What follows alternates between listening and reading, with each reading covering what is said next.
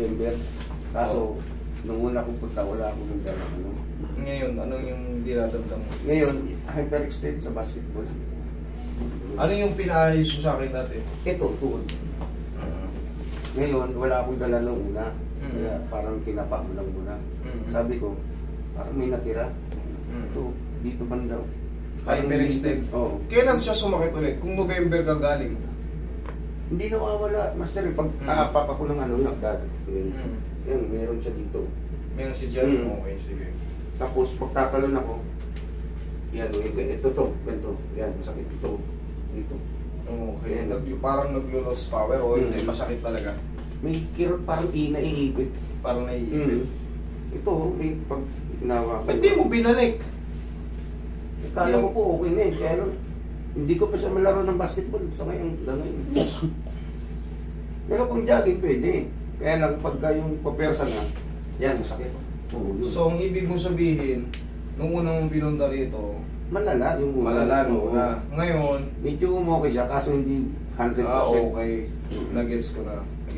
Sa akin naman kasi, accept mong talagang ano, ang ibig sabihin siguro ni Sir, noong unang dinala mo rito, mas malala, kumbaga masakit talaga. Hindi ko siya madikit ng ganyan. Pero ngayon, ayos na. Okay na. Ang problema lang, pag pupersa ako, meron bang naiwan? Parang may naipit ng ligaments. Ang ibig sabihin nito, Sir, kung talagang naayos ko na yung pagtupi ng tuhod mo o naayos ko na yung unang problema, sumasala siya, baka may damage yung meniscus. Kasi ako, ibalik nyo lang sa akin para maano. Ngayon, siyempre, 2 buwan lumipas. Tapos parang may natirang konti. May mga portion na may pain pa rin. Parang ano po siya ito? Yung parang litid na... Hindi, yung dyan sa taas. Dito mismo sa taas na to. Tupi mo nga. Tupi mo. O, tapos dito parang tumutunog. Ano yan? Tinatawag nating extended ligaments. Gumagano, no? O extended ligaments yan. Yan yung mga pinaghiluman. Yung nagmuscle, yung naglaman na pilay. Pero sa joint po, wala po yun. Sa taas na eh. Hindi sa joint eh. Sige, higa ka. Kasi kung sa joint, hindi mo ulit matutupi yan. Yun nga po. Parang ano siya sa gilid dito. Sige. Tignan natin. Sige, ayos mo. Yan, para komportable ka.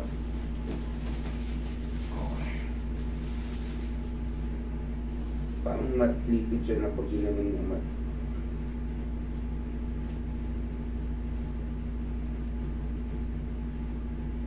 Nakakailang laro ka sa isang araw?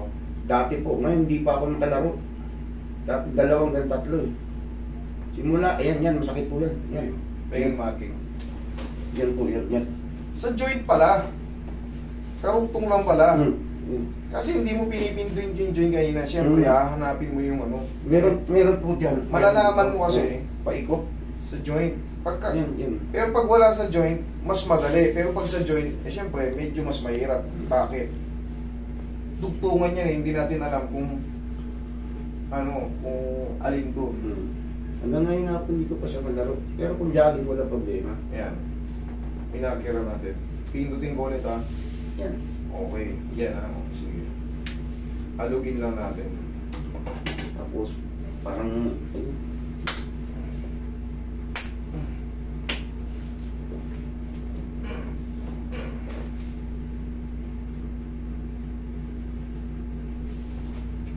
Alugin lang yan.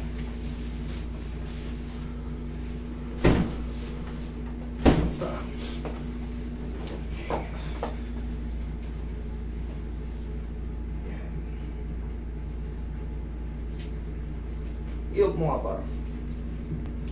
parang may halong gout. Malalaman kasi natin ang gout pag nagpa-blood chem tayo. Hindi natin, pero kung sa ano lang kung wala tayong blood chem, para malaman mo kung may gout ka, una, ito, umiinit ito.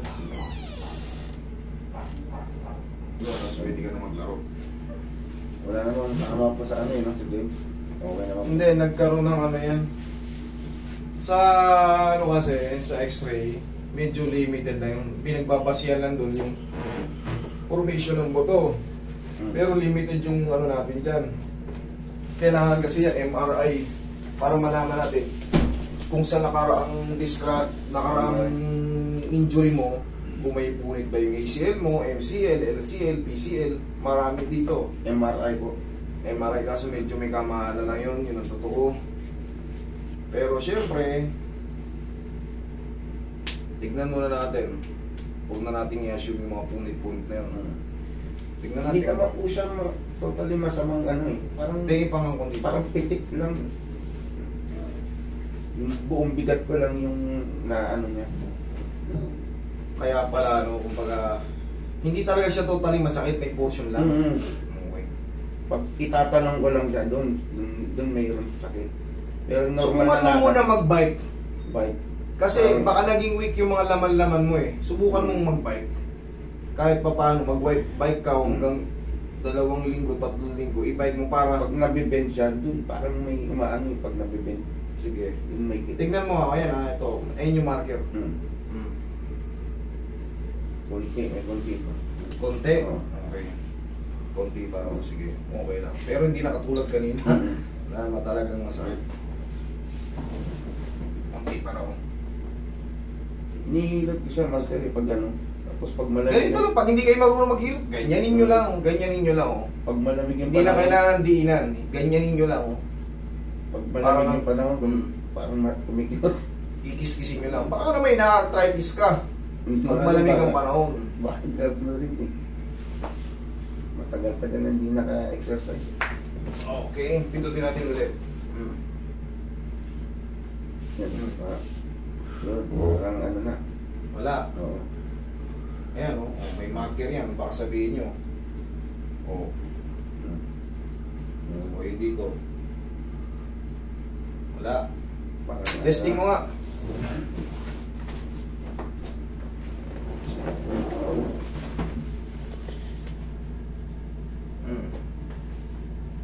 Wala na dito. Wala na. Oo. Okay, ganito idol. Gout na lang siguro.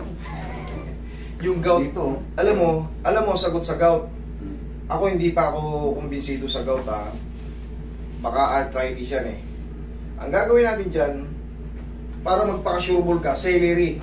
Celery, carrots, para sa lahat na yon. Celery, carrots, green apple, cucumber. I-blender mo. 4, celery, carrots, saka Celery, carrots, green apple, cucumber, i-blender mo yan. Pag nagsawa ka, bumili ka ng honey. Pag nagsawa ka sa lasa. Lahat yan, kung naiisip kasi ni Sir, may gout siya, pero ako hindi pa ako kumbinsido ron. Malalaman mo kasi pag gout, sobrang maga niya. Pag uminom ka ng beer, kumain ka ng bawal, may namamaga ba sa'yo pag umiinom ka ng beer o kumakain ka ng tuna o baka? Kinabukasan, parang may ano. Ayun pala eh. Yan, may chance. Pag kasi ganyan, kumain ka ng red meat, o kaya nag-take ka ng beer, tapos parang may namamaga sa'yo na wala ka namang pilay, isa yan, malaking chance. Okay, pero ang sagot pa rin doon, celery, carrots, green apple, cucumber. Okay? Kasi na-pulled mo na yan eh. Dati hindi naman nagaganyan yan eh. Oo. Pag may problema yung tutos mo ka mong piratin, ewan ko lang mapipirat mo. Okay? Sige, sir. Pagdalo lang. Okay na, okay na natin.